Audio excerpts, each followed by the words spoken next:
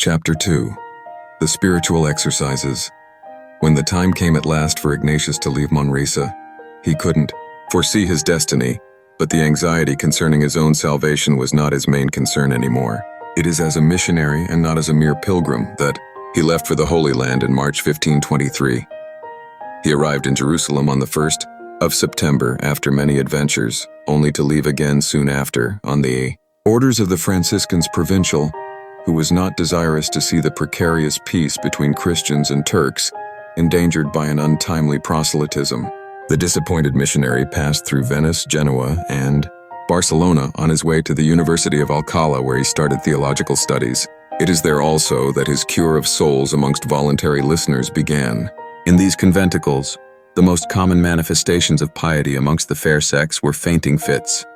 By that, we realize how hard he applied his religious methods, and how such a fervent propaganda would soon arouse the curiosity and then the suspicion of the inquisitors.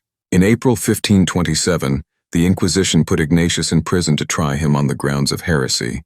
The inquiry examined those peculiar incidents amongst his devotees, the strange assertions of the accused concerning the wonderful power his chastity conferred on him, and his bizarre theories on the difference between mortal and venial sins. These theories had striking affinities with those of Jesuit casuists of the subsequent epoch. Released but forbidden to hold meetings, Ignatius left for Salamanca and soon started the same activities. Similar suspicions amongst the inquisitors led to imprisonment again. Release was only on condition of desisting from such conduct. Thus it was, he journeyed to Paris to continue his studies at the College of Montaigu. His efforts to indoctrinate his fellow students according to his peculiar methods brought him into trouble again with the Inquisition. Becoming more prudent, he met with just 6 of his college friends, 2 of which will become highly esteemed recruits, Samaran and Linez. What did he have in himself that so powerfully attracted young people to an old student? It was his ideal and a little charm he carried on himself.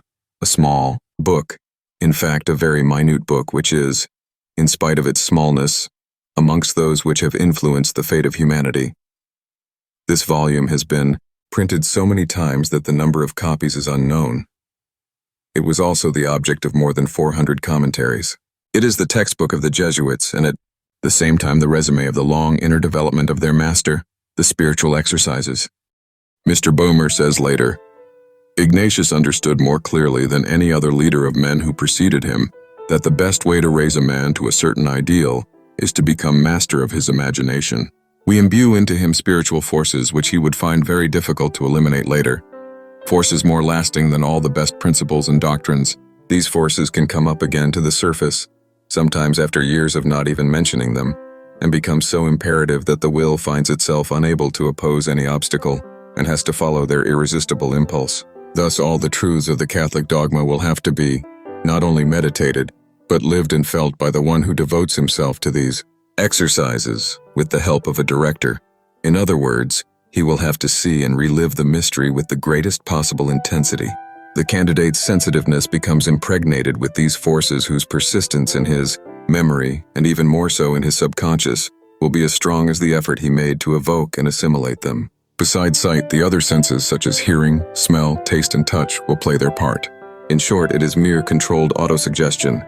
The angel's rebellion, Adam and Eve driven out of paradise, God's tribunal, the evangelical scenes and phases of the Passion are, as one would say, relived in front of the candidate. Sweet and blissful, scenes alternate with the most somber ones at a skillfully arranged rhythm. No need to say that hell has the prominent part in that magic lantern show, with its lake of fire into which the damned are thrown, the awful concert of screams, the atrocious stench of sulfur and burning flesh. Yet Christ is always there to sustain the visionary who doesn't know how to thank him for not having thrown him already into hell to pay for his past sins. Here is what Edgar Quinet wrote. Not only visions are prearranged, but also sighs, inhalings, breathing are noted down. The pauses and intervals of silence are written down like on a music sheet. In case you do not believe me, I will quote the third way of praying by measuring the words and periods of silence. This particular manner of praying consists of leaving out some words between every breath, and a little further, make sure to keep equal gaps between every breath and choking sob and word. Et paria angelitum ac vocum interstitia observa, which means that the man, being inspired or not, becomes just a machine which must sigh, sob, groan, cry, shout, or catch one's breath at the exact moment and in the order which experience shows to be the most profitable. It is understandable that after 4 weeks devoted to these intensive exercises, with a director as his only companion, the candidate would be ripe for the subsequent training and breaking. This is what Quinet has to say when referring to the creator of such an hallucinatory method. Do you know what distinguishes him from all the ascetics of the past? The fact that he could observe and analyze himself logically and coldly in that state of rapture, while for all the others even the idea of reflection was impossible, imposing on his disciples actions which to him were spontaneous. He needed just 30 days to break, with this method, the will and reasoning, in the manner in which a rider breaks his horse. He only needed 30 days Triginta dies to subdue a soul. Note that Jesuitism expanded together with modern Inquisition.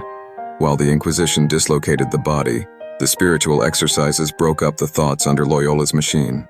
In any case, one could not examine his spiritual life too deeply, even without the honor of being a Jesuit.